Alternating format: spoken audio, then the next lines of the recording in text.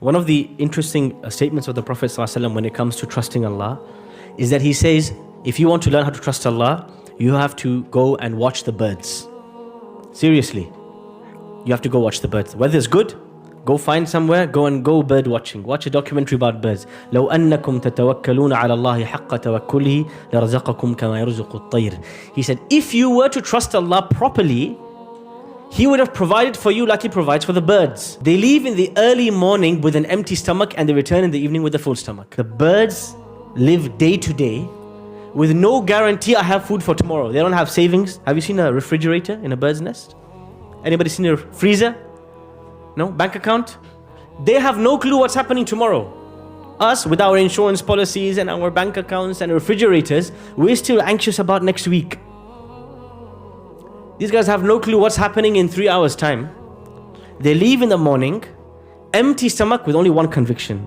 The one who provided for me yesterday will provide for me today. There's another important point there. They leave in the early morning. Yes. Those who wake up at 12 p.m. hoping for the futuhat of Allah and the miracles of Allah to descend. Yes. The birds work hard. The animal kingdom in general. You see very hard workers, from the bees to the ants to the birds. They don't stop moving. They exhaust themselves.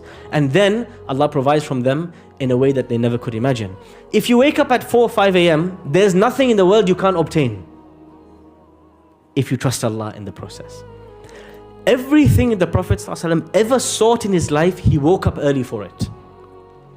Whether it was knowledge, or closeness to Allah, or even military victory, he would always start in the early morning.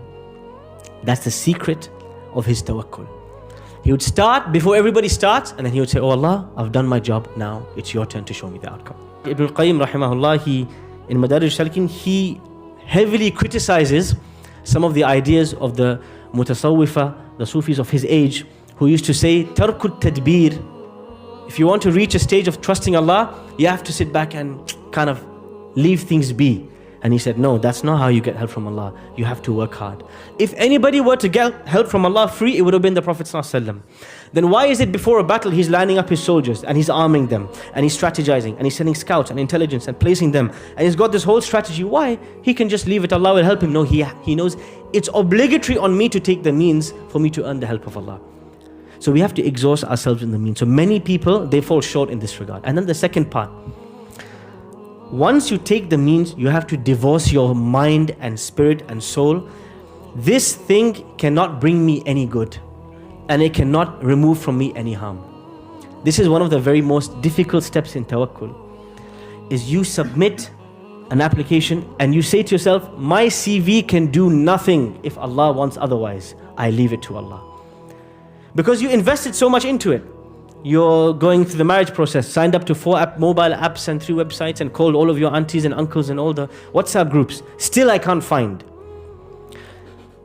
Are you trusting the groups and the websites, or are you trusting the one who created them? One time one of my teachers told me, he said, you know when you leave the house and you say, Bismillah tawakkaltu ala Allah, and you lock the door of your house. He said, are you trusting the lock? Are you relying on the lock to protect the house? Because you know your whole house could be on fire and could leave just the door and the lock standing. Because sometimes we get obsessed with the tools. We get over-invested in the people. We get over-invested in the process. And then Allah subhanahu wa ta'ala shocks us. The lock